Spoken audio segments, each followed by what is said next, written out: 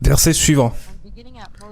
Et commençant par Moïse et par tous les prophètes, il leur expliqua dans toutes les Écritures ce qui le concernait.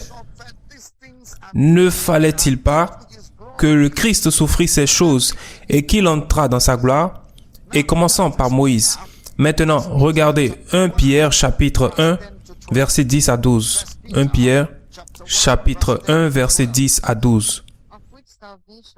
Les prophètes qui ont prophétisé touchant la grâce qui vous était réservée ont fait de ce salut l'objet de leurs recherches et de leurs investigations les plus sérieuses. Voulant sonder l'époque et les circonstances marquées par l'Esprit de Christ qui était en eux et qui attestait d'avance les souffrances de Christ et la gloire dont elles seraient suivies. Ainsi, il parle des souffrances de Christ et de la gloire. Alors, quelle est cette gloire dont Jésus parle? Quelle est cette gloire? Luc chapitre 24, verset 46. Luc 24, 46. Et il leur dit, ainsi, il est écrit que le Christ souffrirait et qu'il ressusciterait des morts le troisième jour. Ainsi, il est écrit que le Christ souffrirait. Les souffrances de Christ et la gloire qui devait suivre, c'est-à-dire ressusciter des morts le troisième jour. Autrement dit, la gloire de Christ se voit dans la prédication de l'Évangile dans le monde entier. La gloire de Christ se voit dans la prédication de l'Évangile dans le monde entier. Le don de l'Esprit est donc le don du salut. Le don de l'Esprit dans le salut, c'est aussi une capacité à prêcher l'Évangile. Le don de l'Esprit dans le salut est aussi une capacité à prêcher l'Évangile. Psaume 110, verset 1. Psaume 110, verset 1. L'Éternel dit à mon Seigneur, assieds-toi à ma droite jusqu'à ce que je fasse de tes ennemis ton marchepied. Assieds-toi à ma droite. L'original dit assieds-toi, assieds-toi, continue à t'asseoir. Maintenant, souvenez-vous, c'est une promesse, une prophétie de l'Ancien Testament. Or, l'accomplissement de cette prophétie, assieds-toi à ma droite jusqu'à ce que je fasse de tes ennemis ton marchepied, s'accomplira après la résurrection. Cela s'accomplira après la résurrection. C'est donc une réalité post-résurrection. Lorsqu'il dit « assieds-toi à ma droite », c'est comme lorsqu'on dit « mon bras droit ». Vous savez, les gens pensent que l'expression « la droite » signifie « mon adjoint ». Non, la droite montre simplement celui qui est sur le trône. Cela signifie « celui qui est sur le trône, assieds-toi à ma droite ». Cela signifie qu'il est sur le trône. Cela signifie que toute autorité est donnée à cette personne qui est assise à la droite. Il a toute autorité. C'est pourquoi Jésus dit dans Matthieu 28 et 18, Jésus s'étant approché leur parla ainsi, tout pouvoir m'a été donné dans le ciel et sur la terre. Il fait référence à la droite. Toute autorité. Maintenant, n'oubliez pas que lorsque Jésus les a envoyés prêcher, il fut élevé et s'assit à la droite. Et la prophétie disait, assieds-toi à ma droite jusqu'à ce que je fasse de tes ennemis ton marchepied. Dans Marc chapitre 16, verset 19, Jésus est allé à la droite du Père. Cela signifie que Jésus, maintenant après sa résurrection, a toute autorité.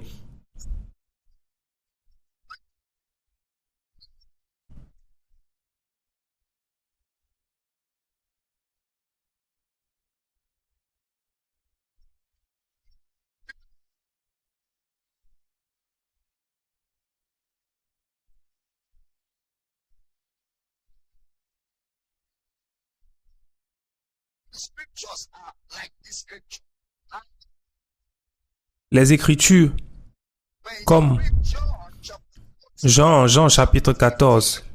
Lisons Jean chapitre 14, 15, 16, où Jésus disait constamment, je vais à mon Père.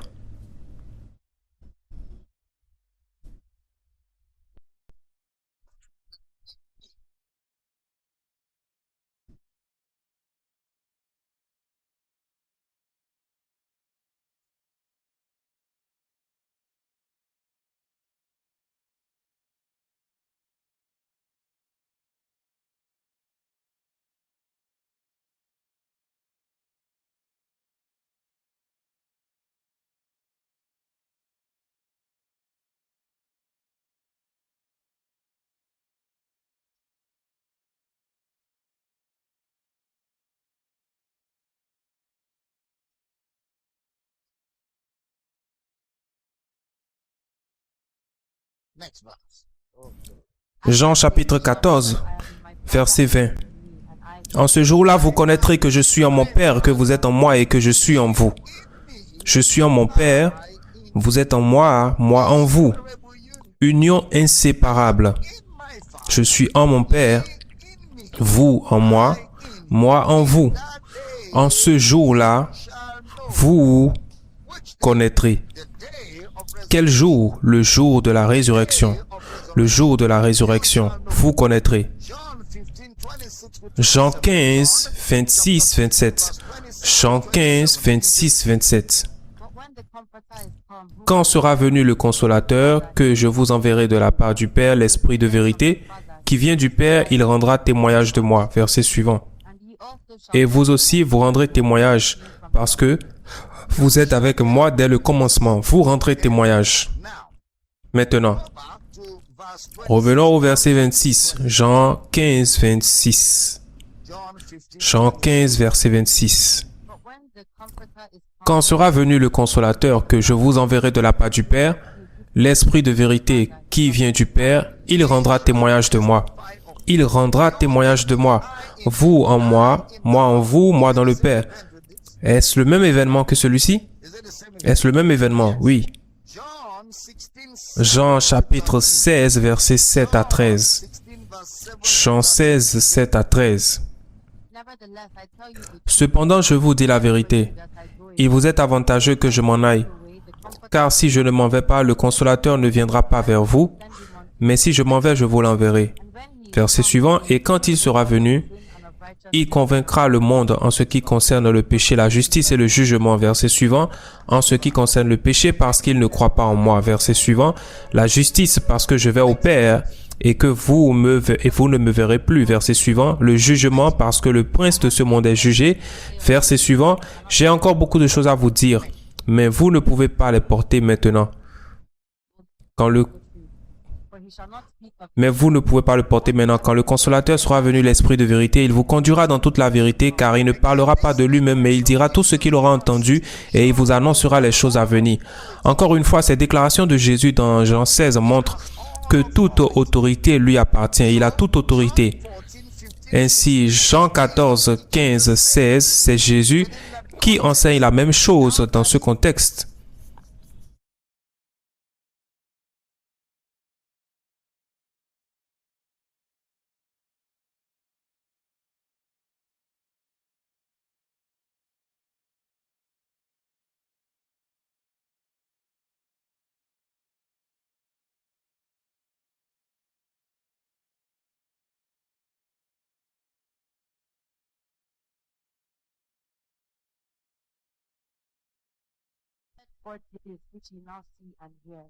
Acte 2, verset 34. Car David n'est point monté au ciel, mais il dit lui-même, le Seigneur a dit à mon Seigneur, assieds-toi à ma droite. Élevé par la droite de Dieu.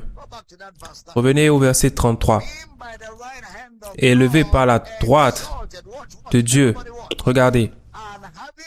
Et ayant reçu du Père le Saint-Esprit qui avait été promis, il a répandu ce que vous voyez et entendez. À sa résurrection, il a donné l'Esprit. Il a répandu ce que vous voyez et entendez. À sa résurrection, il a donné l'Esprit. Il a répandu ce que vous voyez et entendez. L'accomplissement de la prophétie, assieds-toi à ma droite jusqu'à ce que je fasse de tes ennemis ton marchepied. Ainsi, le mot droite signifie autorité. Frère Paul va reprendre cela et l'expliquer davantage dans Éphésiens chapitre 1, verset 19. Éphésiens chapitre 1, verset 19. Et quelle est envers nous qui croyons l'infinie grandeur de sa puissance, se manifestant avec efficacité par la vertu de sa force. Avec efficacité par la vertu de sa force. Maintenant, lisez le verset 20. Il l'a déployé en Christ en le ressuscitant des morts et en le faisant asseoir à sa droite dans les lieux célestes. Il a ressuscité des morts et l'a fait asseoir à sa droite encore une fois à l'autorité. Toute autorité dans le ciel, sur la terre et sous la terre appartient à Jésus. Cette écriture nous montre l'accomplissement de Psaume 110, verset 1.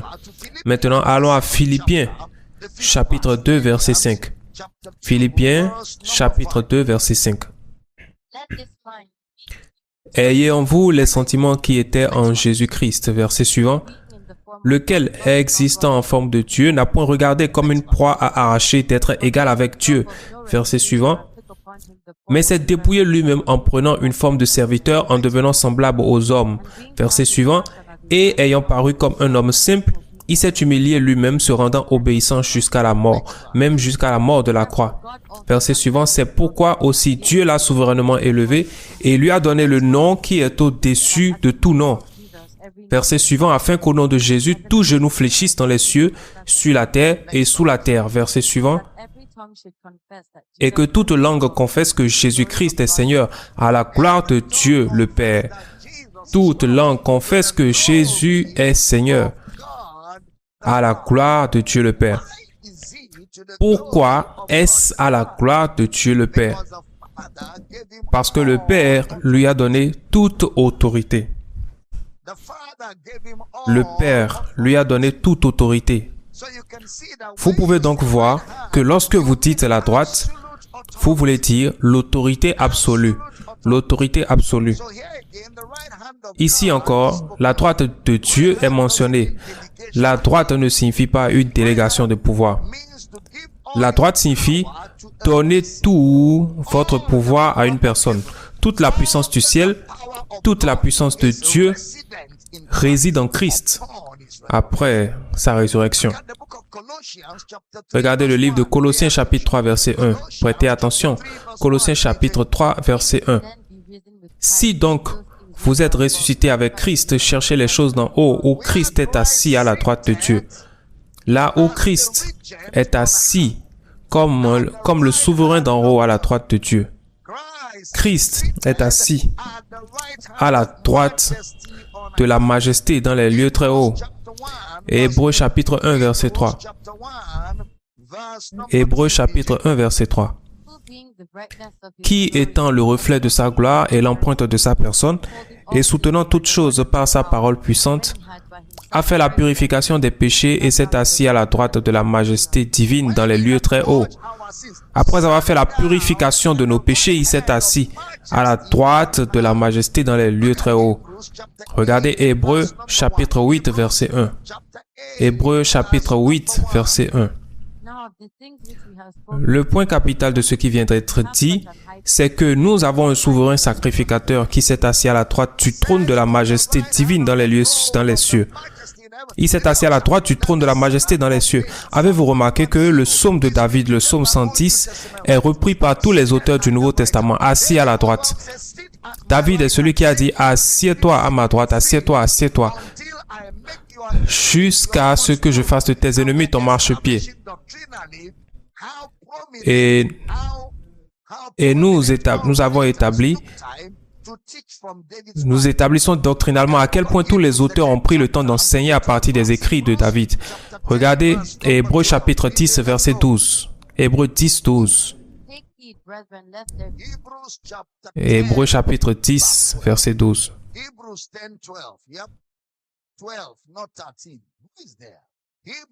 Hébreux chapitre 10 verset 12.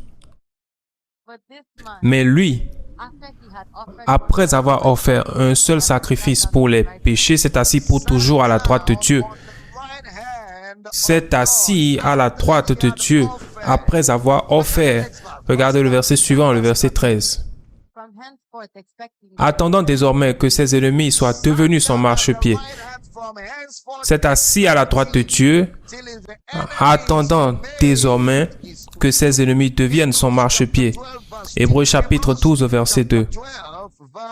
Hébreux chapitre 12, verset 2. Ayant les regards sur Jésus, le chef et le consommateur de la foi, qui, en vue de la joie qui lui était réservée, a souffert la croix, méprisé l'ignominie, et s'est assis à la droite de Dieu, à la droite du trône de Dieu. S'est assis à la droite du trône de Dieu. Ainsi, la droite signifie simplement toute autorité, l'autorité absolue. Et vous le verrez sous-entendu dans Hébreux chapitre 2, verset 8. Dans Hébreux chapitre 2, verset 8. Tu as mis toutes choses sous ses pieds. En effet, en lui soumettant toutes choses, Dieu n'a rien laissé qui ne lui fût soumis.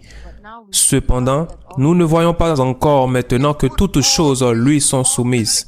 Il a mis toutes choses sous ses pieds. C'est de l'autorité. C'est cela l'autorité.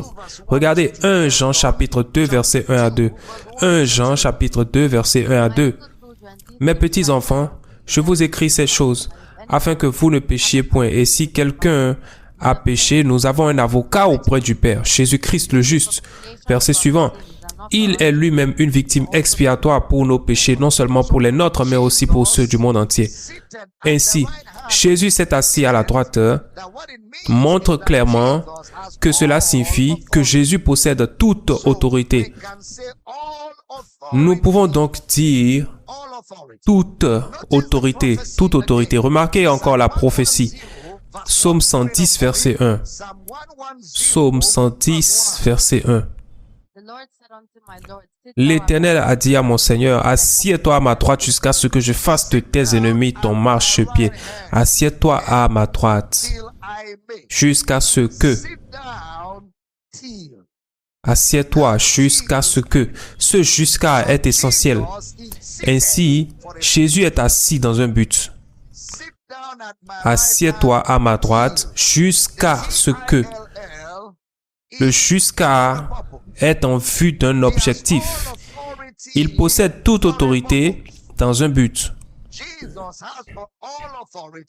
Jésus possède toute autorité dans le ciel, sur la terre et sous la terre dans un but. Avec une intention. L'expression jusqu'à ne signifie pas attendre comme si on s'attendait à ce que quelque chose arrive. Non, il signifie plutôt marcher vers un objectif. Marcher vers un objectif. Marcher vers un objectif. Ou marcher vers une destination. La question est donc, quelle est la destination? Pourquoi Jésus reçoit-il toute autorité? Il reçoit toute autorité afin que tous ses ennemis deviennent son marchepied. Jésus reçoit toute autorité afin que tous ses ennemis deviennent son marchepied. Ainsi, la gloire qui a suivi Jésus doit être la gloire après son ensevelissement et sa résurrection. Gloire à Dieu. La gloire qui a suivi Jésus doit être la gloire après sa mort, son ensevelissement et sa résurrection. Restez avec moi, c'est très important. C'est cela la gloire qui a suivi Jésus. Cela signifie donc que l'Esprit qu'il a donné après sa résurrection, l'Esprit qu'il a donné après sa résurrection est la personne de sa gloire. L'Esprit que Jésus a donné après sa résurrection est la personne de sa gloire. Ainsi, l'Esprit qu'il a donné contient ou l'Esprit qu'il a donné parle de ou possède tout ce qui est disponible par sa résurrection. L'Esprit que Jésus a donné à tout. Cet esprit, l'Esprit qui nous est donné est le dépositaire de sa résurrection, de sa puissance, de ses richesses, de sa sagesse. Il est le dépositaire du triomphe. Il est le dépositaire de la victoire de sa résurrection. Il est le dépositaire de la résurrection elle-même. Cet esprit, la personne de sa gloire. Ainsi, tout ce qui est disponible dans la résurrection de Jésus peut être désigné comme l'esprit, la justice, la justification, la sagesse, les richesses, la gloire, la puissance. Tout cela est résumé dans l'esprit. Et cet esprit est en vous. Gloire à Dieu. Vous êtes le porteur de cet esprit.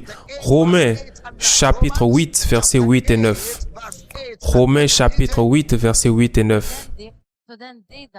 Or, ceux qui vivent selon la chair ne sauraient plaire à Dieu. Verset suivant.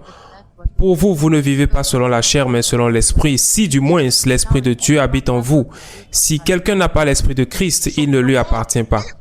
Ainsi, l'expression selon l'esprit. Vous ne vivez pas selon la chair, mais selon l'esprit. Cette expression ici vient confirmer cette expression en Christ. Vous n'êtes pas dans la chair, mais en Christ. Vous n'êtes pas dans la chair, mais dans l'esprit. Prêtez attention. Dieu a placé toute sa puissance en Christ. En dehors de Christ, vous ne trouverez nulle part la puissance de Dieu. Ainsi, lorsqu'une puissance est exercée, nous savons de quelle puissance il s'agit. Toute puissance qui est exercée et qui ne peut pas être trouvée en Christ n'est pas la puissance de Dieu. Toute la puissance de Dieu réside dans la personne de Christ. C'est pourquoi Jésus est appelé la sagesse et la puissance de Dieu. C'est pourquoi l'évangile est la puissance de Dieu pour le salut. Lago fratellige. Ainsi, la puissance de Dieu réside en Christ. Et Christ est le sauveur de l'homme. Donc, la puissance de Dieu peut véritablement être vue dans les limites du salut. Toute puissance qui détruit n'est pas la puissance de Dieu. La puissance de Dieu est manifestée en Christ. Donc, si ce n'est pas semblable à Christ, cela ne peut pas être la puissance de Dieu. Toute puissance qui tue, toute puissance qui détruit, toute puissance qui fait que les gens sont, que les gens deviennent muets. Il m'a offensé, il est devenu muet. Il m'a offensé, il est devenu aveugle. Il a parlé de moi par erreur et il a perdu son contrat. Cette femme ne m'aimait pas. Elle a fait une fausse couche. Ah, ils ont parlé de moi et le mariage s'est brisé, ils ont divorcé. Ce genre de puissance ne se trouve pas en Christ. La puissance de Dieu en Christ est pour sauver. Et le nom Jésus signifie salut. Le nom Jésus signifie salut. Donc, si le nom Jésus signifie salut, vous ne pouvez pas dire « meurs au nom de Jésus ». Vous ne pouvez pas dire « meurs au nom du salut ». Vous ne pouvez pas dire « sois brûlé au nom du salut ». Non. Vous pouvez seulement dire « sois délivré, sois libre, sois élevé, sois béni au nom du salut ». Parce que sauveur signifie salut. Et le nom Yeshua, Hamashiach ou Jésus, Josué ou Yeshua signifie toujours salut. Que ce soit en hébreu ou traduit en grec, c'est toujours la même chose. Que vous l'appeliez Jésus ou que vous disiez « Non, je ne veux pas dire Jésus parce que c'est une traduction. » Restons avec Yeshua. Yeshua, Hamashiach, c'est le salut. Jésus est salut. Josué signifie « l'Éternel est salut ». Quelle que soit la manière dont vous le tournez, cela sera toujours le salut. Vous ne pouvez pas dire « Meurs au nom du salut ». Non, monsieur. Le salut, c'est de sauver de la mort. Ainsi, l'Ikakavrantosh. Toute la puissance de Dieu est manifestée où? En Christ. Et où est Christ? En vous. Alors, où est la puissance de Dieu? En vous. Vous êtes une centrale de puissance. Que quelqu'un crie, je suis une centrale de puissance. Vous ne le dites pas bien. Je suis une centrale de puissance. Dieu a mis toute sa puissance en Christ. Ainsi, quelqu'un qui n'a pas l'esprit de Christ, il ne lui appartient pas.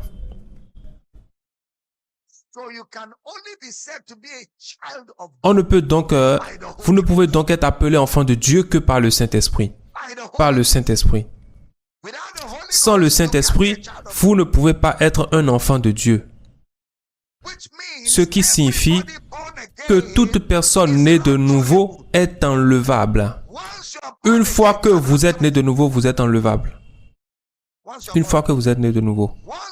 Une fois que vous êtes né de nouveau, vous êtes arrivé. Vous êtes arrivé. Vous savez, quelqu'un m'a dit,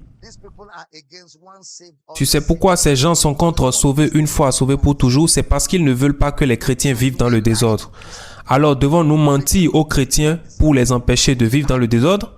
Devons-nous leur mentir? Devons-nous leur mentir? Devons-nous leur mentir? N'ont-ils pas une copie de la Bible pour la lire par eux-mêmes? N'ont-ils pas le Saint-Esprit pour les conduire dans la vérité? Devons-nous leur mentir pour qu'ils vivent correctement? Jusqu'à quel point pouvez-vous faire vivre correctement un homme qui a décidé de ne pas vivre correctement? Vous voulez être... Vous voulez l'ensorceler?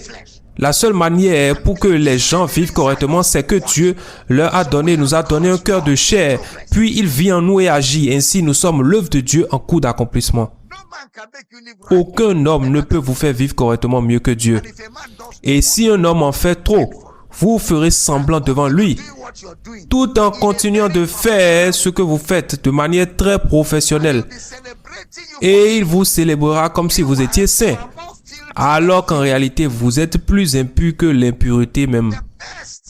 Les meilleurs maîtres d'école produisent des hypocrites. Des hypocrites. Mais lorsque l'Esprit de Dieu accomplit son œuvre, il n'y a pas d'hypocrisie.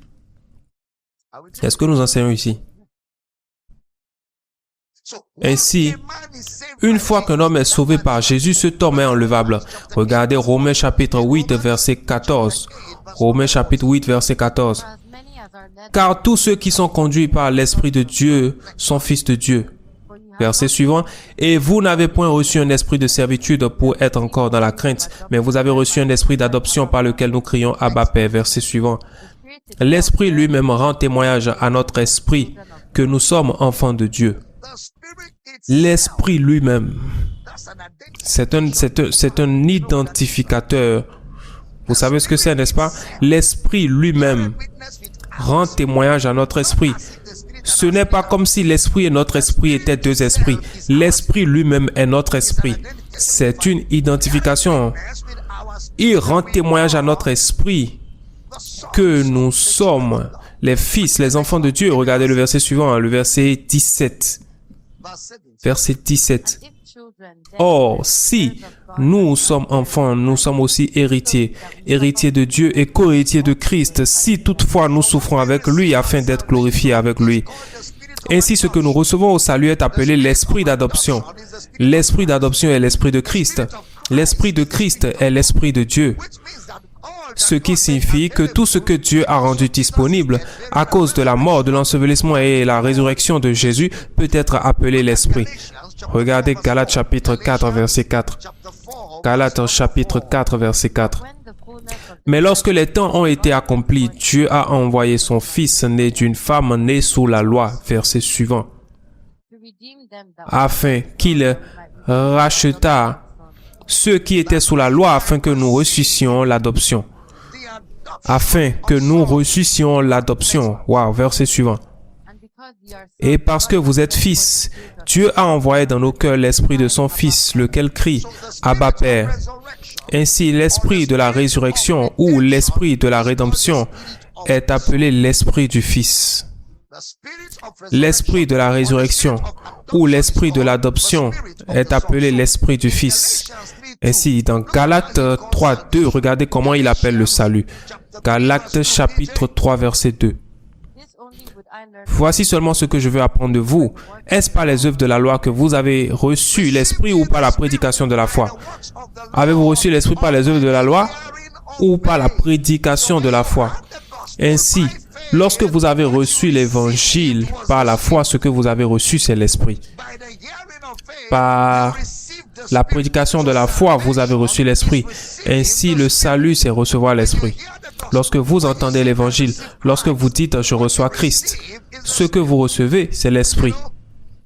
Vous savez, les religieux disent, j'ai donné ma vie à Christ et nous avons déjà traité cela suffisamment longtemps. Vous n'avez rien donné dans le salut. Dans le salut, vous avez reçu. Vous recevez tout ce que Dieu a donné. Vous êtes un bénéficiaire de la grâce de Dieu. Il dit, lorsque vous avez reçu l'évangile, vous avez reçu l'Esprit. Dans Éphésiens 1:3, béni soit Dieu, le Père de notre Seigneur Jésus-Christ, qui nous a bénis de toutes sortes de bénédictions spirituelles dans les lieux célestes en Christ. Ce en Christ est essentiel. En Christ. Toutes les bénédictions en Christ. Quelles sont ces bénédictions? Verset 4, il nous a choisis en Christ. Verset 5, il nous a prédestinés par Jésus-Christ. Verset 6, il nous a acceptés en Christ. Verset 7, il nous a pardonnés en Christ. Verset 8, il a répandu abondamment sur nous la sagesse et l'intelligence en Christ. En Christ. Verset 9, il a rassemblé toutes choses. Il a rassemblé toutes choses en Christ. Verset 11, les Gabradagado. Verset 11, en lui, nous sommes aussi devenus héritiers, ayant été prédestinés suivant le dessein de celui qui opère toutes choses d'après le conseil de sa volonté. En Christ. Maintenant, verset 13, Éphésiens 1:13. En lui, vous aussi. En lui, vous aussi, après avoir entendu la parole de la vérité, l'évangile de votre salut, en lui, vous avez cru et vous avez été scellés du Saint-Esprit qui avait été promis. Ainsi, tout ce qu'il mentionne du verset 3 d'Éphésiens 1 jusqu'au verset 11 a été scellé et être choisi, prédestiné, accepté, pardonné, abondamment béni, toutes choses rassemblées en Christ. Donc, le résultat de toute cette œuvre est que vous avez été scellés du Saint-Esprit de la promesse. Vous avez été scellés du Saint-Esprit qui avait été promis jusqu'à la rédemption de la possession acquise à la louange de sa gloire. Il n'y a aucun détail laissé en suspens. En suspens, c'est une œuvre complète, achevée, totale. Je pensais que quelqu'un allait dire Alléluia. Maintenant, scellé du Saint-Esprit. Éphésiens, verset 14. Éphésiens 1, verset 14. Lequel est le gage de notre héritage pour la rédemption de ceux que Dieu s'est acquis à la louange de sa gloire. Lequel est un gage. Le mot gage signifie preuve. L'évidence, la preuve de tout ce que nous avons lu du verset 3 au verset 11, c'est l'Esprit. L'évidence de toute l'œuvre de Jésus. Ainsi, tout ce qui a été donné en Christ est dans l'Esprit. Tout ce qui a été donné en Christ est dans l'Esprit. Vous savez, je regardais une émission et mon cœur a vraiment été touché. Mon cœur a vraiment été touché. Et je peux citer des noms parce que cela a déjà été rendu public. La fille de Kenneth Copeland l'a regardé et a dit, « Papa, mon cœur est brisé parce que je te regarde. Tu as l'air malade et tu souffres. Pourtant, Dieu s'est servi de toi pour guérir les malades. Tu as servi des gens et Dieu les a guéris. Pourquoi Dieu ne peut-il pas te guérir? Pourquoi souffres-tu? Cela brise mon cœur. » Vous savez pourquoi cette fille pose cette question? Parce qu'ils ont une foi exagérément gonflée. Et parfois, c'est un problème. Quand on exagère une question, on oublie de dire les choses les plus élémentaires. D'abord, cette jeune fille doit savoir que nous sommes tous mortels. Mortels. Et Kenneth Copeland a 90 ans. Donc, si à 90 ans, vous avez des douleurs, que vous vous courbez et que vous ne pouvez plus rester debout, que vous devez vous asseoir pour parler, vous avez bien vécu. Mais elle doit comprendre qu'il ne souffre pas parce qu'il est une mauvaise personne ou parce que tu refuses de le guérir. C'est simplement la mortalité. C'est le corps humain, le corps est fatigué, le corps est fatigué. Ce corps n'est pas censé être ici pour toujours. Ce corps a une date d'expiration. Et la date d'expiration de ce corps pour chacun de nous dépend de la manière dont nous prenons soin de ce corps. Si nous n'en prenons pas bien soin, il expirera plus vite. Et il y a une manière d'en prendre soin et il durera longtemps. Est-ce que nous enseignons ici? Oui.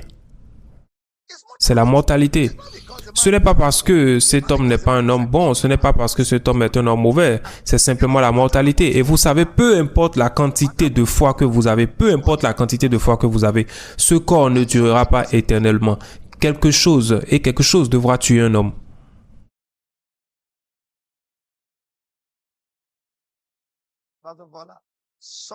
Quelque chose devra tuer un homme. Si ce n'est pas la nourriture, ce sera le sommeil. Si ce n'est pas le sommeil, ce sera la maladie. Si ce n'est pas la maladie, ce sera une déficience. Si ce n'est pas une déficience, ce sera le fait que vous êtes fatigué et vous décidez de partir. Quelque chose doit tuer un homme. Quelque chose doit vous tuer. C'est la mortalité. Aucun de nous ne sera ici pour toujours. Vous savez, pendant le COVID, un certain nombre de prédicateurs de la parole de foi sont morts. Le COVID les a emportés. Quelques grands prédicateurs de la parole de foi sont morts d'une crise cardiaque, d'une insuffisance cardiaque. Je ne veux pas citer des noms parce que je ne veux pas que leurs familles se sentent exposées, mais je les connais. Ils sont morts d'une insuffisance cardiaque. Certains sont morts du COVID. Le COVID a ravagé leur corps et ils sont morts du COVID. Parce qu'ils repoussaient le COVID. Ne soyez pas ébranlés, ne vous inquiétez pas, ce COVID ne vous affectera pas. Vous savez, nous marchons par la foi et non pas la vue. Et pendant qu'ils parlaient, le COVID est entré dans leur corps et ils sont partis pour être avec Christ. Ce n'est pas une mauvaise chose. Mais nous devons savoir que nous portons un corps extérieur. Peut-être que lorsque vous le saurez, cela vous aidera à traiter votre corps avec plus de soin. Ne soyez pas négligents, ne mangez pas ce que vous ne devez pas manger, ne buvez pas ce que vous ne devez pas boire. Vous ne fumez pas ce que vous ne devez pas fumer, comme s'il y avait quelque chose que vous devriez fumer.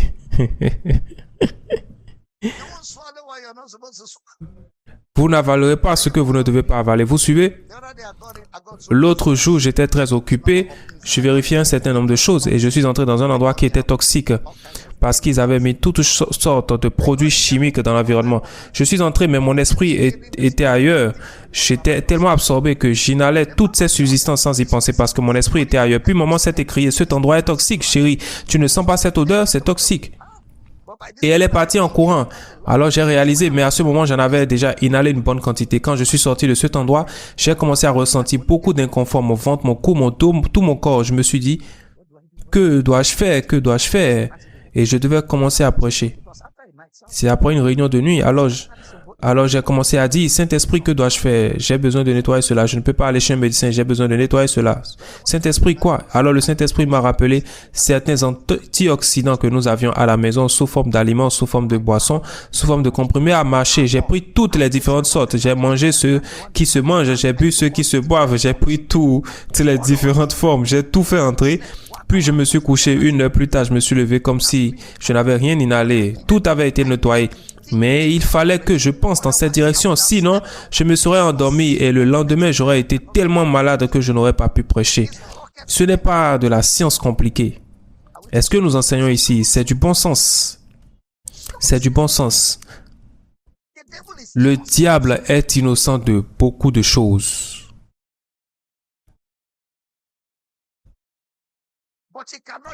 Mais il ne peut pas se défendre. Quel dommage.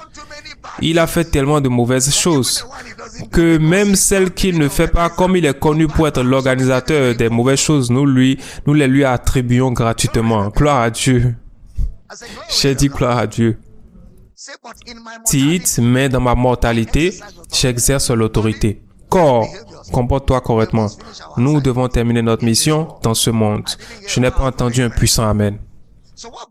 Ainsi, ce qui m'a amené là, c'est que tout ce qui vous a été donné en Christ. Cela peut être résumé par l'esprit, l'esprit. Ainsi, chaque fois que je lis les mots l'esprit ou dans l'esprit, puis je dis c'est la même chose, l'esprit, dans l'esprit, veut-il dire la même chose? Je peux remplacer l'esprit par l'expression en Christ. Si je dis en Christ, est-ce que je dis dans l'esprit? Bonjour. Si je dis dans l'esprit, est-ce que je dis en Christ? Êtes-vous en Christ? Êtes-vous dans l'esprit? Êtes-vous dans l'esprit? Êtes-vous en Christ? Êtes-vous en Christ? En ce moment, êtes-vous en Christ? En ce moment, êtes-vous dans l'esprit? Êtes-vous dans l'esprit? Avez-vous besoin d'entrer dans l'esprit? Ou êtes-vous toujours dans l'esprit? Le fait que vous soyez dans l'esprit est un état permanent ou un état progressif. Alors, êtes-vous dans l'esprit en ce moment? Pouvez-vous agir dans l'esprit, couler dans l'esprit en ce moment? Est-ce naturel pour vous? Le monde de l'esprit est-il votre monde naturel? Gloire à Dieu. Que quelqu'un crie, je suis dans l'esprit, consciemment et inconsciemment. Ainsi, je vois des choses, j'entends des choses, je sais des choses par l'esprit. Dites au nom de Jésus. Je ne peux pas être mis à l'écart de la vie. Je maximiserai et j'accomplirai le dessein de Dieu pour ma vie. Et je serai une bénédiction partout où je me trouverai. Criez Amen à cela. Dans l'esprit, l'homme dans l'esprit, né de l'esprit. Gloire à Dieu. J'ai dit gloire à Dieu. J'ai dit gloire à Dieu. Regardez Jude verset 19. Jude verset 19. Jude verset 19. Et ce sont ceux qui provoquent les divisions, des divisions hommes sensuels n'ayant pas l'esprit. Ainsi, il y a des gens qui n'ont pas l'esprit, mais qui sont sensuels. Ils sont gouvernés par les sens, et non gouvernés par l'esprit. Lorsque les gens sont gouvernés par les sens, ils sont conduits par ce qu'ils ressentent, ce qu'ils voient, ce qu'ils touchent, ce qu'ils goûtent, ce qu'ils sentent. Ils sont sensuels. Ils n'ont pas l'esprit. Ainsi, ce n'est pas tout le monde qui a l'esprit. Pour avoir l'esprit, il faut être né de Dieu. L'esprit est la marque que vous et Dieu, vous êtes un, que vous êtes né de Dieu. J'ai prêché il y a quelques années, peut-être il y a 5 ou 6 ou 7 ans, et j'ai dit, nous et Jésus, nous sommes les mêmes. Et ils ont diffusé cela partout sur Internet. Tamina a dit, lui et Jésus sont égaux. Certains ont dit, ah, la folie est entrée au marché. Sa folie a dépassé les limites. Quand j'ai vu cela, j'ai simplement ri. Ils pensent que lorsqu'ils m'insultent, ils m'atteignent. Ils ne savent pas qu'ils me stimulent pour en faire davantage. Quand ils m'insultent, ils ne font que me provoquer à produire encore plus. Comme ce que nous avons libéré ce matin. Le Saint-Esprit est pour les pécheurs. Si vous n'êtes pas un pécheur, vous n'avez pas besoin du Saint-Esprit.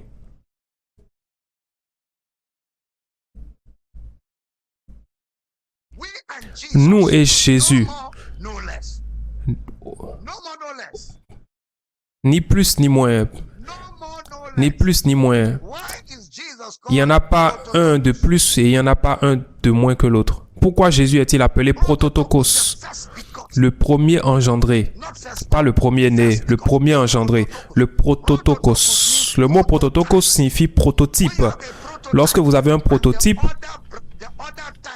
puis que tous les autres exemplaires sont produits, on dit, est-ce que ce n'est pas la même chose? Ni plus ni moins. Puis donc, que les enfants participent au sang et à la chair, il a également participé lui-même, afin que, par la mort, il puisse détruire celui qui avait la puissance de la mort, c'est-à-dire le diable, et qu'il délivre à tous ceux qui, par la crainte de la mort, étaient toute leur vie retenus dans la servitude, car celui qui sanctifie et ceux qui sanctifient sont tous issus d'un seul. C'est pourquoi il n'a pas honte de les appeler frères. Comment lisez-vous? Ne laissez pas la connaissance religieuse chrétienne, non. Vous empêchez de voir la vérité. Que cela ne soit pas un obstacle sur notre chemin. Je ne vois même pas. Ce qui est en moi, c'est l'esprit de Christ. Le même esprit qui est en Christ est le même esprit qui est en moi. Il est appelé le Saint-Esprit, l'esprit de Christ, et il est appelé l'esprit de Dieu. Et l'esprit de Dieu est Dieu. Ainsi, Dieu le Père, Dieu le Fils, Dieu le Saint-Esprit vivent en moi. Je suis le ciel de Dieu.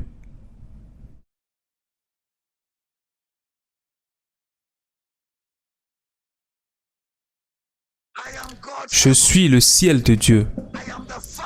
Je suis le ciel du Père. Il dit, moi et mon Père, nous viendrons en vous et nous y ferons notre demeure.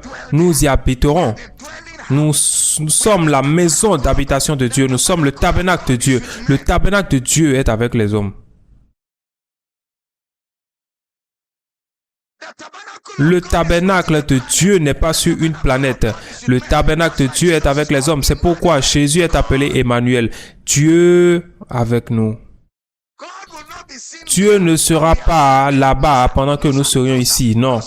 Non, monsieur, non, monsieur, non, monsieur. Ce n'est pas le salut. Ça, ce n'est pas la rédemption. Dans la rédemption et le salut, notre Dieu vient à nous pour demeurer en nous pour toujours. Écoutez, le ciel est fait pour l'homme. L'homme est fait pour Dieu. Vous n'avez pas entendu cela. Le ciel est fait pour l'homme.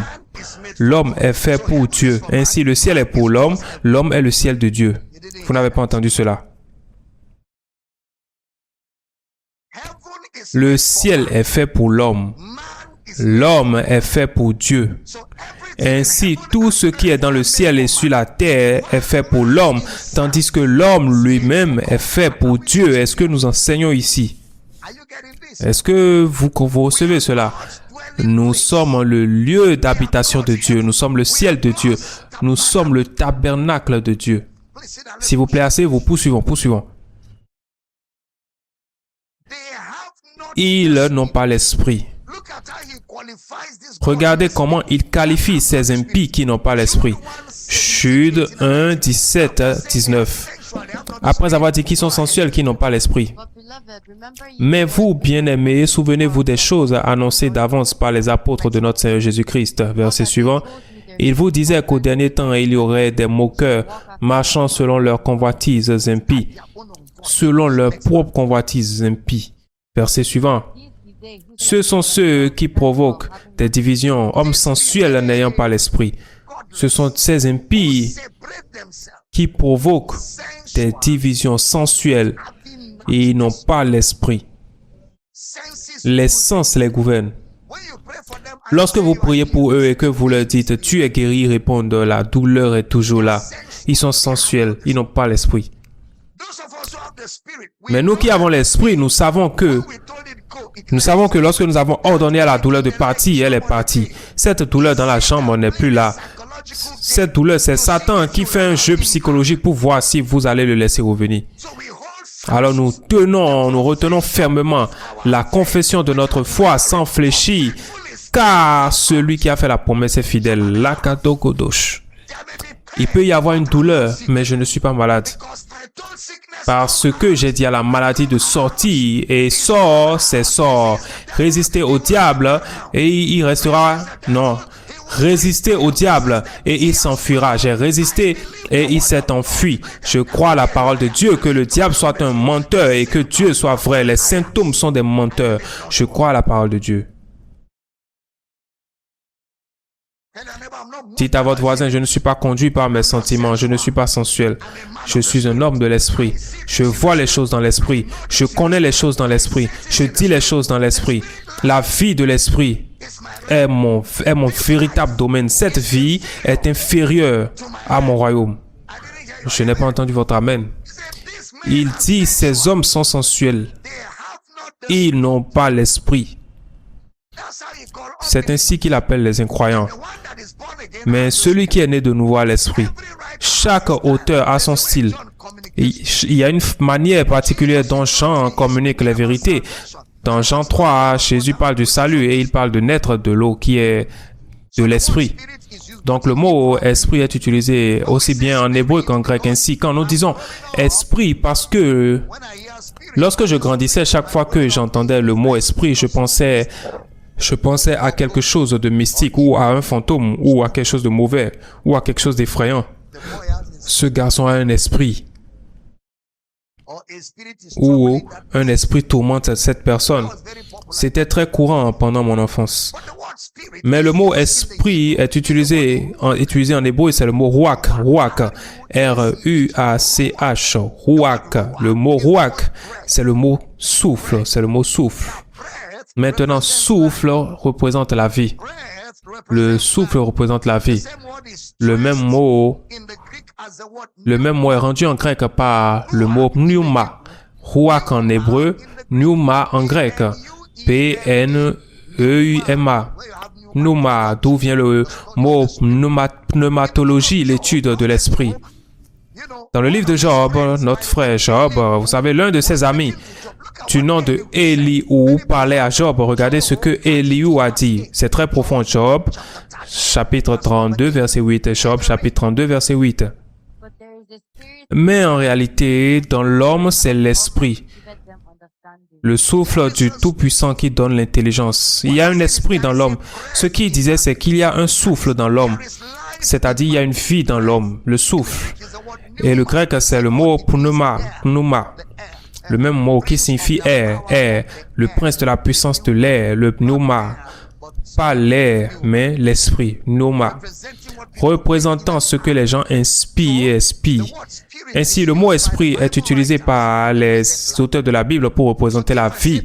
Ainsi, si je dis l'esprit de Dieu et la vie de Dieu, est-ce que je dis deux choses ou une seule? Une seule. Pouvez-vous séparer un homme de sa vie? Répondez-moi, Église, non. Pouvez-vous séparer un homme de son esprit? Non. Lorsque Jésus parlait dans Jean 3, il disait, si un homme ne naît de l'esprit, et il parlait précisément de l'esprit de Dieu, il ne peut pas entrer dans le royaume. Maintenant, observez. Jean chapitre 3, verset 7 à 8. Jean, évangile de Jean 3, 8, verset 7, 8. Ne t'étonne pas que je t'ai dit, il faut que vous naissiez de nouveau. Verset suivant.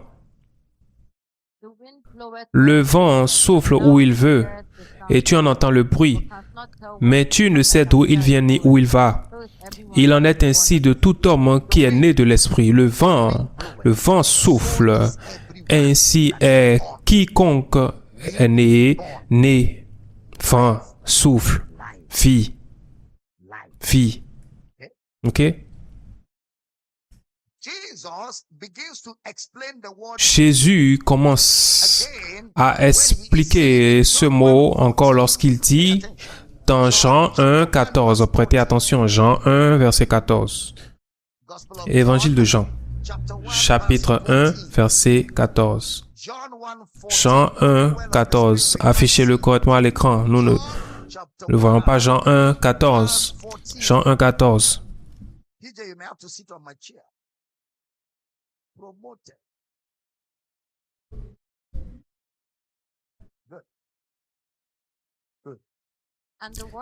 Et la parole a été faite chair, et elle a habité parmi nous, et nous avons contemplé sa gloire. Une gloire comme la gloire du Fils unique venu du Père. Et nous avons contemplé sa gloire, une gloire comme la gloire du Fils unique venu du Père, pleine de grâce et de vérité.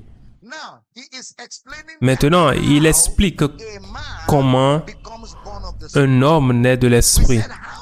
Nous avons dit comment un homme reçoit l'esprit de Dieu. Jésus devait mourir, Jésus devait être enseveli, Jésus devait ressusciter d'entre les morts. C'est pourquoi il a dit à Nicodème dans Jean 3, 14.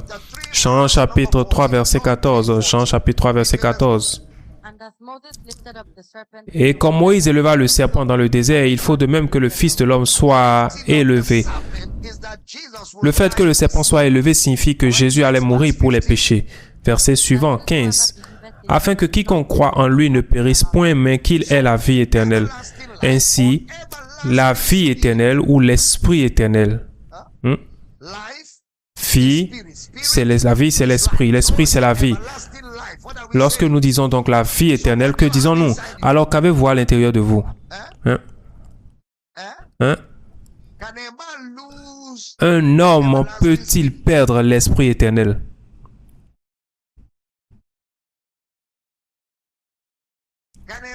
Un homme peut-il perdre l'esprit éternel, la vie éternelle ou la vie perpétuelle, la vie sans fin ou...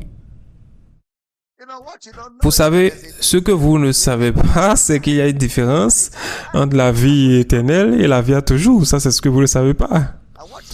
Et ce qu'il ne sait pas, ce que lui ne sait pas, c'est que la vie éternelle ou la vie à toujours ou... Donc, toutes les deux, que ce soit éternel, que ce soit à toujours, sans fin, les deux finissent où? Dans l'esprit, aboutissent où? Dans l'esprit. Et l'esprit est où? L'esprit est en vous. Donc, où est l'esprit éternel? Où est la vie éternelle? Alors, qui possède les deux?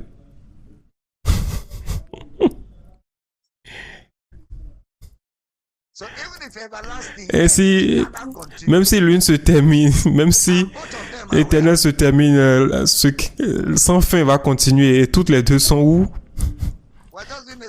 Nous faisons simplement une petite étude biblique avec notre frère en Christ. Ah, Jésus a beaucoup d'enfants. Hein. Dans la maison de mon père. Maintenant, vous comprenez, vous le comprenez. Gloire à Dieu. Je dis gloire à Dieu. Ainsi, la vie éternelle ou l'esprit éternel, parce que Jésus a dit, l'esprit demeurera avec vous pendant combien de temps? Pour toujours. Jean 3,16. Jean 3,16. Car Dieu a tant aimé le monde qu'il a donné son Fils unique, afin que quiconque croit en lui ne périsse point, mais qu'il ait la vie éternelle. Mais qu'il ne périsse point, mais qu'il ait l'esprit éternel. Est-ce que c'est exact? Ainsi, lorsque je parle de la vie éternelle dans les écrits de Jean, je peux faire référence à quoi aussi? À l'esprit, ou à la demeure de l'esprit, à l'inhabitation de l'esprit, ou au don de l'esprit, qui est la preuve de notre salut pour combien de temps? Pour toujours. C'est donc une manière d'employer les mots. C'est pourquoi Jésus associe l'eau à l'esprit et cette même eau est présentée comme jaillissant à la vie éternelle ou en vie éternelle. Il n'y a donc pas deux expériences, il n'y en a qu'une seule. Ainsi, lorsque je parle dans les écrits de Jean de la vie éternelle ou de l'esprit, ou dans l'esprit et dans les écrits de Paul, nous parlons de la même chose. Dans les écrits de Jean, la vie éternelle. Dans les écrits de Jean, la vie à toujours. Dans les écrits de Paul, dans l'esprit. C'est simplement un style d'écriture. Ce que Jean appelle la vie éternelle est ce que Paul appelle quoi? Dans l'esprit. Ainsi, l'expression en Christ peut également être dite dans l'esprit. En Christ ou dans l'esprit. Ainsi, si je suis en Christ, où suis-je? Dans l'esprit. Ainsi, dans le livre des Actes, qui est le livre de référence, dans Actes chapitre 2, lorsque les frères parlèrent en langue et prophétisaient, Pierre se leva et expliqua l'accomplissement d'une promesse. C'est ici ce qui a été dit. Ces hommes ne sont pas ivres comme vous le supposez, mais c'est ici ce qui a été promis ou ce qui a été prophétisé par le prophète Joël. Dans les derniers jours, je répandrai de mon esprit sur toute chair. Il cite Joël 2, 28. Autrement dit, l'effusion de l'esprit est quelque chose que les hommes verront. C'est ce que les hommes verront. Vous ne pouvez pas recevoir l'effusion de l'esprit et les gens sont confus. Non, ils verront que c'est flagrant, c'est visible. Quelque chose à voir, quelque chose à entendre. Ces hommes parlaient en langue et ils prophétisaient dès le premier jour. Ils parlaient en langue et ils prophétisaient dès le premier jour. Ils ne sont pas passés par un processus de 14 clés pour prophétiser. Non, monsieur. Ils parlaient et ils prophétisaient avant même qu'on leur explique ce qu'ils étaient en train de faire. Le jour de la Pentecôte, ils parlaient, ils prophétisaient. Dans la maison de Corneille, pendant que Pierre parlait encore, le Saint-Esprit tomba sur eux, les Gabrado. Dans Actes 19, à Éphèse, 12 disciples. Paul leur demanda, avez-vous reçu le Saint-Esprit depuis que vous avez cru? Il répondit, nous n'avons même pas entendu qu'il y ait un Saint-Esprit. Alors de quel baptême avez-vous été baptisé? Le baptême de Jean. Il leur expliqua. Puis lorsqu'il leur imposa les mains après avoir prié pour eux, il parlait en langue et prophétisait. Toujours, la Dadagadosh prophétisait. Ainsi, la question que je vous pose aujourd'hui est, avez-vous prophétisé depuis que vous avez cru? Parce que partout dans les Écritures, lorsqu'ils reçoivent le Saint-Esprit, ils prophétisent. Pourquoi? Je répandrai de mon esprit et vos fils et vos filles prophétiseront. Ce n'est pas compliqué. C'est quelque chose qui est déposé en vous. C'est disponible pour vous. Que quelqu'un crie, les dons de l'esprit sont disponibles pour moi. Je ne vous entends pas, le dites encore. Les dons de l'esprit sont disponibles pour moi. Acte 2, verset 42. Acte 2, verset 42. Acte chapitre 2, verset 42. Il persévérait dans l'enseignement des apôtres, dans la communion fraternelle, dans la fraction du pain et dans les prières. La crainte s'empara de chacun et il se faisait beaucoup de prodiges et de miracles par les apôtres. Tous ceux qui croyaient étaient dans le même lieu et ils avaient tout en commun. Ils vendaient leurs propriétés et leurs biens et ils en partageaient le produit entre tous selon les besoins de chacun. Ils donnaient sans qu'on leur ait enseigné de le faire. C'est naturel, lorsqu'un homme est rempli du Saint-Esprit, il devient généreux. Si vous êtes rempli du Saint-Esprit et que vous êtes avare, vous devez examiner cet esprit. Nous devons examiner cet esprit. C'est naturel. Personne ne leur avait donné un séminaire sur la générosité. Au moment où il fut rempli du Saint-Esprit, l'un des premiers signes qui était évident en montrant que ces hommes n'étaient plus les mêmes, c'était la générosité. Ils commençaient à vendre leur maison. Quelqu'un prenait simplement un terrain, le vendait, puis arrivait en disant combien de personnes ont des difficultés à payer leurs frais médicaux, combien de personnes cherchent un logement, aidons-les. Où as-tu trouvé cet argent? Je viens de vendre que les frais aient du pain. Je viens de vendre que les frais aient du pain. Les gens étaient simplement généreux. Personne ne cachait quoi que ce soit. Non, chacun cherchait comment apporter de la valeur aux autres. Il y avait une marche d'amour qui s'était déclenchée parce que la vie de l'esprit est une marche d'amour. Vous ne pouvez pas dire que vous êtes dans l'esprit et vous êtes avare. Mais Dieu qui est esprit a tant aimé le monde qu'il a donné. Dieu est esprit. La générosité est le produit, le fruit de l'esprit. Et écoutez, la générosité, ce n'est pas seulement l'argent. La générosité va aussi jusqu'à la prédication et à l'enseignement. Vous voyez, lorsque je viens, je vous enseigne. Tout ce que je sais, c'est de la générosité. Vous rassemblez des gens pour les former comme disciples. Vous les enseignez jusqu'à ce qu'ils commencent à remuer sur le siège. Vous faites semblant de ne pas voir. Quand ils bougent, vous détournez le regard. Alors que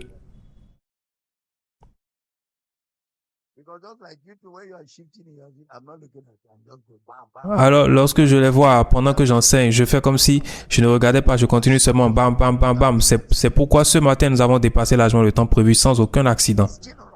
C'est de la générosité. Vous voulez simplement enseigner à tout le monde tout ce que vous savez afin qu'ils vivent la même vie que vous et qu'ils jouissent de Christ. Vous ne retenez rien et un homme qui répand sa vie ne peut pas garder ses ressources. Nous avons été prêts non seulement à vous annoncer l'évangile de Dieu, mais encore à vous donner nos propres vies. Ainsi, un homme qui donne sa vie aux autres ne peut pas retenir son argent. Si vous retenez votre argent, cela signifie que vous suivez votre argent. Cela signifie que votre argent est devenu votre vie.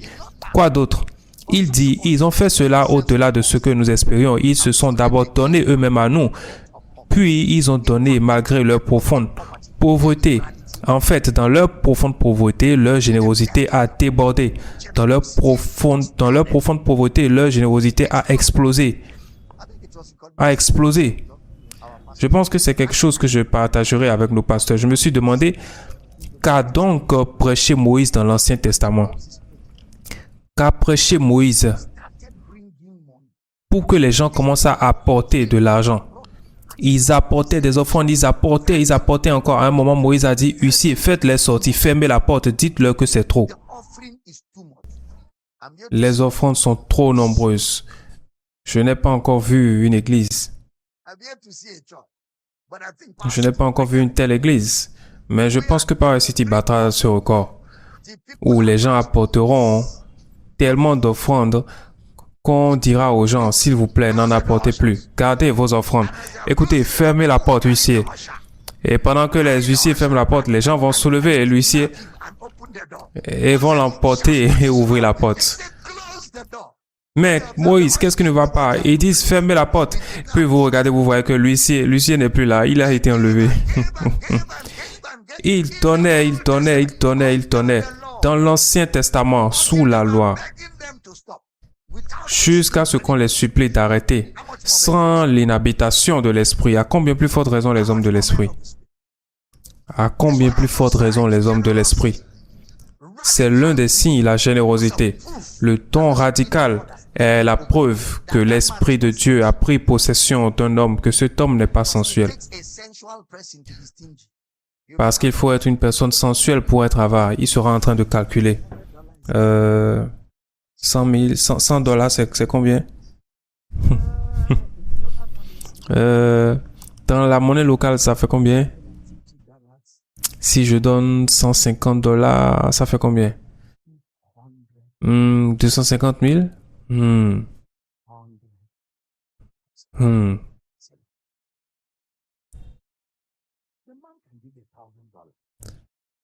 L'homme peut donner 1000 $, mais il calcule. Il est en train de calculer. Non, ça, ce n'est pas l'Esprit de Dieu. Ça, ce n'est pas l'Esprit de Dieu. L'Esprit de Dieu ne se comporte pas comme ça. Est-ce que Dieu a calculé combien Jésus devait mourir? Ah, ces gens doivent payer 50%. Nous allons payer 50%. Jésus, meurs.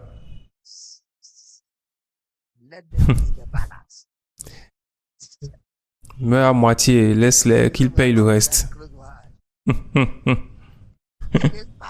Et quand Jésus voulait mourir, il a fermé un œil. C'est terminé.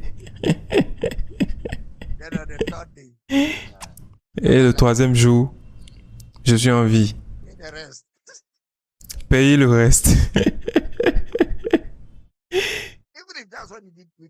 Même si c'était ce qu'il avait fait, nous ne pourrions pas payer le reste. Donc cette dette de 50% serait inutile. Parce que où voudriez-vous commencer à payer? Mais il a tout fait. Il a tout payé. Et c'est pourquoi nous donnons et donnons et donnons et donnons jusqu'à ce que le besoin soit satisfait. Oui. C'est ce qui s'est passé dans le livre des Actes. C'est ce qui était évident au jour de la Pentecôte. Ils commencèrent à vendre leurs biens, ils commencèrent à marcher dans l'amour. Ainsi, s'il y avait deux rencontres ou deux expériences différentes, il y en a une où ils parlaient en langue et prophétisaient, et il y en a une où cela affecta leur manière de vivre dans la générosité. Oui, cela les a transformés. Ils ont été capables d'avoir un impact. Ils furent capables de se soutenir les uns les autres, d'être une bénédiction les uns pour les autres, de s'élever les uns les autres, d'apporter de la valeur les uns aux autres. Marcher dans l'amour, c'est marcher dans l'esprit. Ainsi, l'homme qui est en Christ, c'est l'homme qui est né de l'esprit, Dans 1 Jean 3, 9, dans 1 Jean chapitre 3, verset 9, 1 Jean chapitre 3, verset 9, quiconque est né de Dieu ne pratique pas le péché, parce que la semence de Dieu demeure en lui. Il ne peut pas pécher parce qu'il est né de Dieu. Sa semence, c'est la parole de vie. Ainsi, sa vie demeure en lui. Il ne peut pécher. Le mot vie, c'est le mot Zoé. Zoé signifie simplement toute vie, toute vie. Cela ne signifie pas la vie de Dieu. Zoé ne signifie pas la vie de Dieu. Zoé signifie toute vie, y compris la vie animale.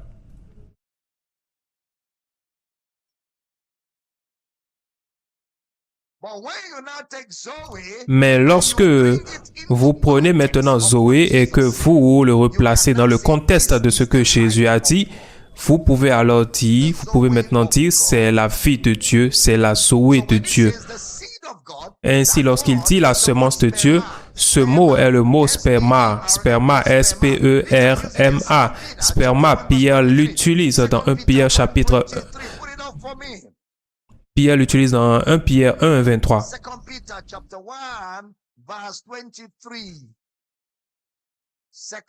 1, 23. Being born again. étant né de nouveau, non d'une semence corruptible, mais d'une semence incorruptible par la parole vivante et permanente de Dieu.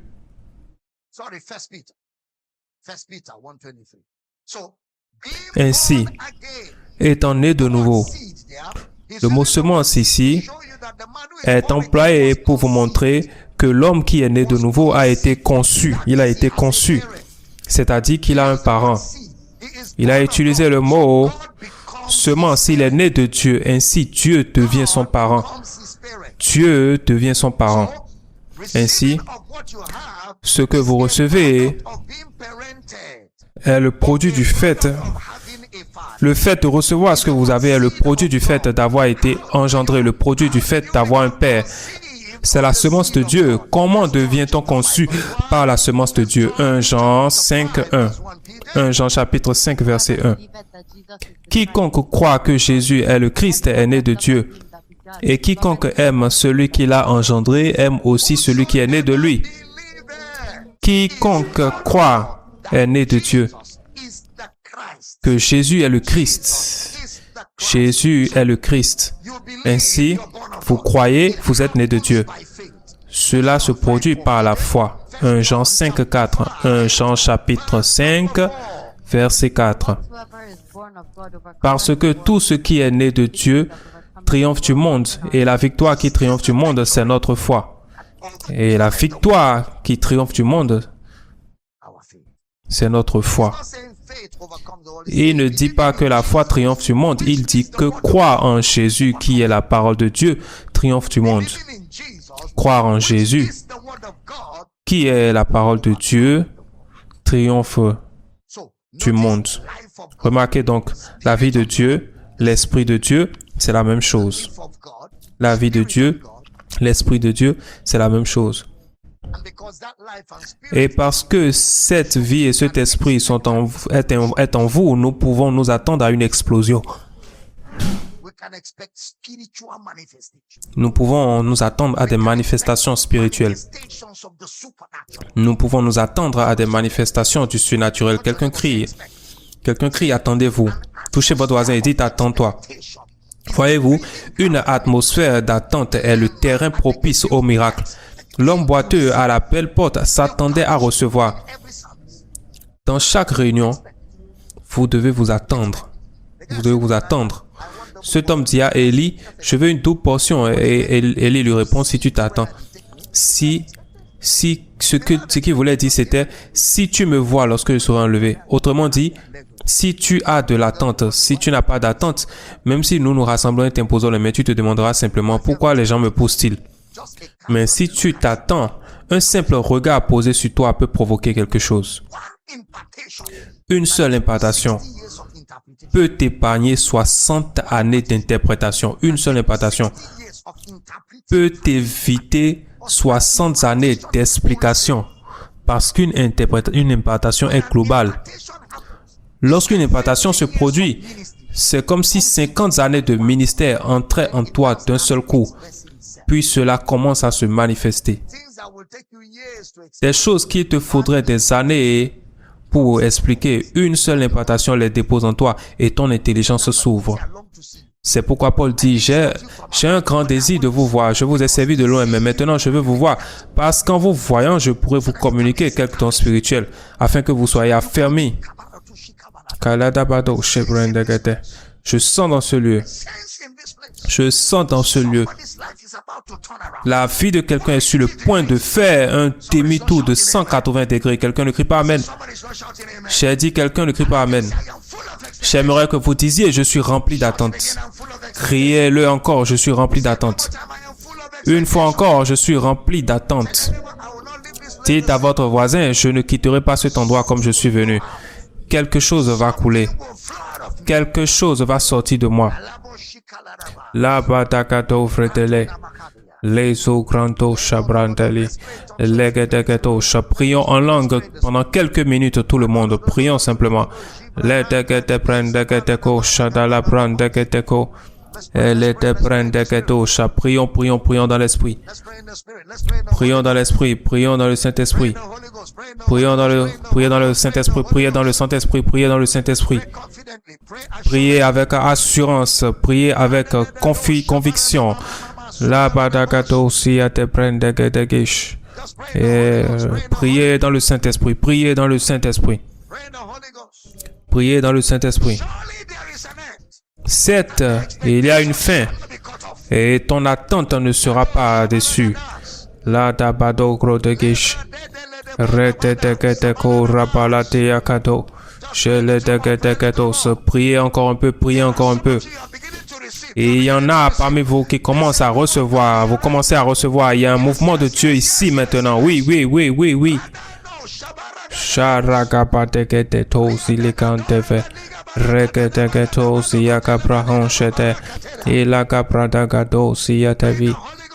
Priez dans le Saint-Esprit, priez dans le Saint-Esprit, priez dans le Saint-Esprit. Priez dans le Saint-Esprit. La ratakapatakato shaki. Leteteko shadaragapayakate. Leteterete. Priez dans l'Esprit. Shaladabadakos. Priez dans le Saint-Esprit. Oui, oui, oui, oui, oui.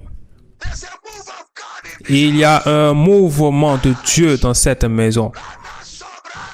Karataparatelekesh.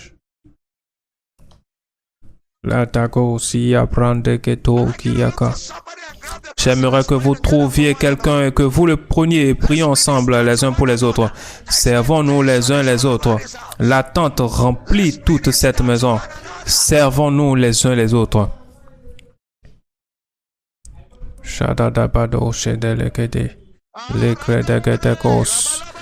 La ratapadagado shede. Elle était grande si à tevi jabra. La batakatos. Elle était geteto zikato shada. La dagrade qui akarabayato. Rendez ministère, rendons ministère les uns aux autres. Shada dabadagadesh. Le credo si à te vrende gete. La dabrado kadiakade. Le shada dagado sigado. Le pranovra ateli. La grado shabante. Et le geteko si à te vrahate. Le tekerakapalati yakado. Shada da grando si à te. Et rata la brando shaete. Et kadato si à te vrahan shede. Le gete. Oui, oui, oui, oui. Rendez ministère à quelqu'un. Shada da brantokosh. Prophétisez pour quelqu'un.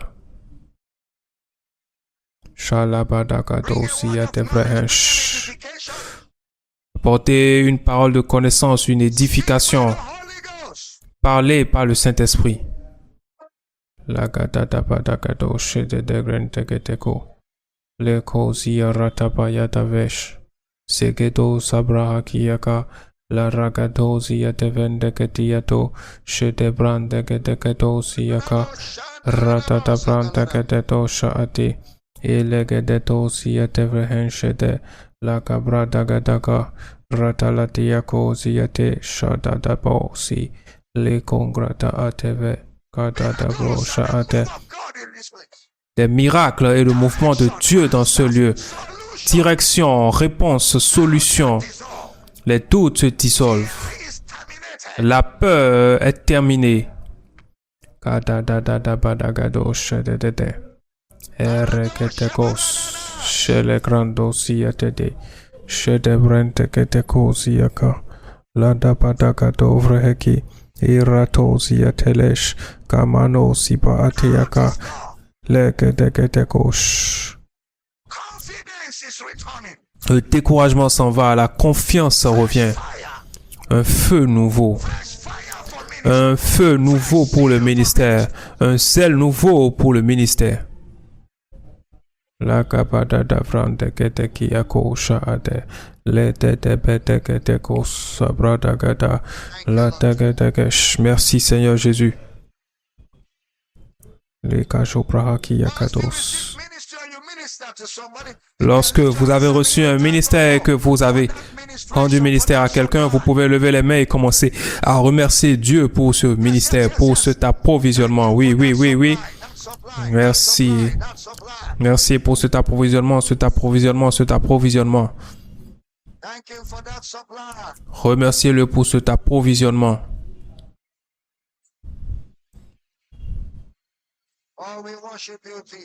Oh, nous t'adorons, Jésus.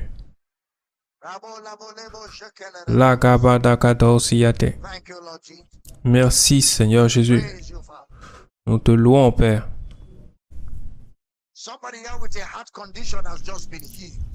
Quelqu'un qui souffrait d'une maladie du cœur vient d'être guéri. Oui, oui, oui. Quelqu'un qui avait une douleur dans la colonne vertébrale vient d'être guéri par la puissance de Dieu. Il y a aussi quelqu'un d'autre. Vous avez ce problème, un problème de peau.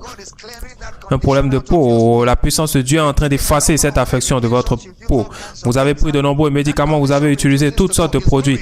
Et cette affection refusait de partir. Elle s'en va maintenant au nom de Jésus. Au nom de Jésus. Et il y a encore quelqu'un ici. Vous avez une situation sur votre lieu de travail. Et dans les 3 prochains jours, ils doivent décider de votre sort. Les choses viennent de changer dans ce bureau en votre faveur. Cela a changé en votre faveur. Cela a changé en votre faveur. Cela a changé en votre faveur. Oui, la puissance de Dieu agit puissamment dans ce lieu. Et je déclare maintenant, tout ce qui n'a pas été planté par Dieu est déraciné, déraciné, déraciné. Infirmité, oppression, douleur, sortez au nom de Jésus. Nous déclarons dans ce lieu même tout au long de cette semaine, la parole vient avec une telle puissance, la parole vient avec une telle clarté. Ton peuple est réveillé et nous sommes embrasés pour servir ton dessein et faire avancer ton royaume. Merci pour la grâce, merci pour la bénédiction. Merci pour les témoignages qui éclatent dans ce lieu et nous te rendons grâce pour ta parole. Merci pour le merveilleux temps que nous passons en Christ. Nous te rendons honneur. Merci, Père, parce que partout dans le monde, il n'y a aucune limite dans l'atmosphère. Ta parole est annoncée aux nations au nom de Jésus. Merci pour les prières exaucées. Au nom de Jésus, nous avons prié et chaque croyant dit ce Amen sur une note de célébration. Allez-y et célébrez les réponses. Célébrez le mouvement de l'Esprit, célébrez la puissance du Saint-Esprit. Célébrez la guérison, célébrez la restauration. Célébrez les réponses. Donnez à Dieu des louanges dans ce lieu. Gloire, gloire, gloire. Père, je prie pour tous les partenaires. Aujourd'hui, c'est le culte des partenaires. Nous avons prié hier, mais je prie, Père, pour tous les partenaires présents dans ce culte en ligne, dans les campus, à la télévision, tous les partenaires de ce ministère qui continuent à nous soutenir afin de nous permettre d'apporter l'évangile jusqu'aux extrémités de la terre. Seigneur, je prie que chaque partenaire est fortifié. Vos besoins sont surnaturellement pourvus. Votre corps est fort et en bonne santé. Vous avez la sagesse, vous avez les idées, vous avez les concepts, vous avez la compréhension et vous avez les relations. Et vous réussissez dans le monde des affaires. Vous réussissez dans votre carrière au nom de Jésus. Et ensemble, nous gagnerons beaucoup plus d'argent et nous ferons beaucoup plus pour la gloire de Jésus. Nous déclarons que tous nos partenaires sont gardés et nous te remercions, Seigneur, pour l'élargissement et l'accroissement. Et nous te remercions, Père, parce qu'ensemble, nous faisons beaucoup plus pour le royaume. Nous déclarons que chaque partenaire est délivré des hommes méchants et déraisonnables, gardés par la puissance de Dieu. Au nom de Jésus, nous avons prié. Et tout le monde dit un puissant Amen. Gloire à tous nos partenaires présents à ce culte en ligne et dans les campus. Merci de toujours donner et d'honorer ce que nous faisons ensemble pour le royaume. Vous savez, lors du premier culte, à cause du temps, je n'ai pas pu faire cela, mais je veux vraiment que tous les partenaires présents ici, ainsi que tous ceux qui sont en ligne, sachez que c'est grâce à votre obéissance que nous sommes capables de faire parvenir la parole partout. Et comme j'ai dit dans le message, la générosité est la preuve que vous avez vu Christ. C'est la preuve. Quand vous voyez Jésus, l'argent perd de sa valeur. Quand vous voyez Jésus, la seule chose qui compte, c'est Christ. Ce qu'il a fait et ce qu'il fait aujourd'hui sur la terre, c'est ce qui compte. Vous savez, Paul dira, nous ne regardons pas notre vie comme nous appartenant. Nous répandons notre âme. C'est la preuve que la vie de Christ s'est emparée de vous. C'est la preuve que la réalité de Christ est devenue manifeste. Je veux donc vous remercier tous et nous ferons beaucoup plus dans les semaines et les années à venir beaucoup plus. Nous achèterons des pays, nous achèterons des nations. Nous entrerons simplement dans une nation et nous achèterons la nation. Nous achèterons la télévision nationale, nous prendrons le contrôle de leur radio, nous achèterons leur radio et nous diffuserons l'évangile dans tout le pays. Quelqu'un dit, je vous entends. Quand je dis acheter des nations, ce n'est pas dit que nous allons acheter les terres. Je parle des plateformes qui contrôlent les pensées. Nous achèterons ces plateformes et nous diffuserons la vérité de Christ. Dites, je vous entends. Oui, nous allons le faire, nous allons le faire. Nous allons le faire. Parce que nous veillerons à ce que le désir du cœur du Père soit accompli. Le Père veut le monde entier et nous le lui donnerons. Quelqu'un dise, je vous entends. Le Père ne peut pas nous avoir, nous, et tout en cherchant encore à posséder le monde. Il nous possède déjà. Alors nous le ferons, nous y parviendrons. Quelqu'un dit, Alléluia, êtes-vous bénis? Ainsi, tous les partenaires, vous pouvez honorer vos engagements si vous souhaitez le faire dans la semaine ou si vous l'avez déjà fait, si vous avez votre engagement dans le culte, ici, immédiatement après la clôture, vous pouvez vous avancer où il y aura des paniers et vous y déposerez votre engagement. À la fin du culte, maintenant, que chacun prenne son offrande d'honneur. Il y a un compte partenariat pour ceux qui ne le connaissent pas. Il y a un compte partenariat. Ils viennent de l'afficher. Oui, c'est le compte sur lequel vous sont versés tous les fonds de partenariat pour les campagnes d'évangélisation, la télévision, la radio et tout ce que nous faisons à travers le monde. Et je veux encore vous remercier d'avoir mis vos ressources à la disposition de l'évangile. Demain, nous parlerons du nouveau livre, Ministère de Ministères Compagnons, le compagnon du ministère, volume 2. Et nous en parlerons demain soir et nous le mettrons à disposition de tous afin que chacun puisse commencer à se le procurer. Ce livre est vraiment redoutable, vraiment redoutable. Je n'ai pas entendu un bon amen. Très bien, si vous voulez devenir partenaire avec nous, mais que vous ne l'avez pas encore fait auparavant, envoyez un mail à drabeldamina@yahoo.com. Nous vous enverrons tous les détails concernant le partenariat. Merci à vous tous. Prenez maintenant vos offrandes d'adoration ce matin, vos offrandes d'honneur, donnons avec foi dans les campus partout. Le compte bancaire pour les auditeurs de la radio est Power City International. La banque est FCMB. Le numéro de compte est 29 82 68 20 28. 29 82 68 20 28. L'autre banque est Zenith Bank. Le numéro de compte est 10 12 36 59 12. 10 12 36 59 12. Levez vos offrandes, tout le monde. Télévision, radio, les coordonnées sont affichées à l'écran. Pour ceux qui suivent, levez vos offrandes, nous donnons Père avec joie et avec foi. Nous sommes reconnaissants, nos cœurs sont remplis de joie, d'enthousiasme. Et tandis que nous t'adorons et t'honorons de nos ressources, nous nous réjouissons de ce que par notre obéissance, l'évangile continue d'atteindre les extrémités de la terre et nous te remercions pour la bénédiction dans cette maison. Au nom de Jésus, nous avons prié. Chaque croyant dit un puissant Amen. Nous vous laissons dans les mains de vos coordinateurs demain soir.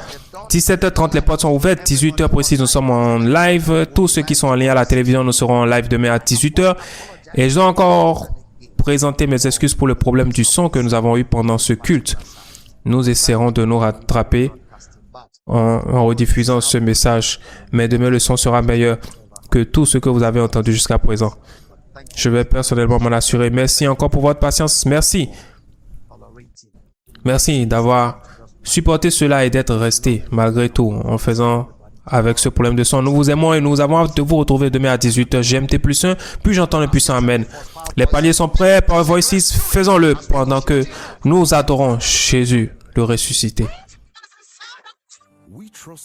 Nous espérons que ce message vous a été une bénédiction. Pour commander l'intégralité de cette série de messages, ainsi que tous les autres messages du Dr Abel Damina, veuillez appeler le +234 806 800 9939 ou envoyer un email à powercityoffice@gmail.com.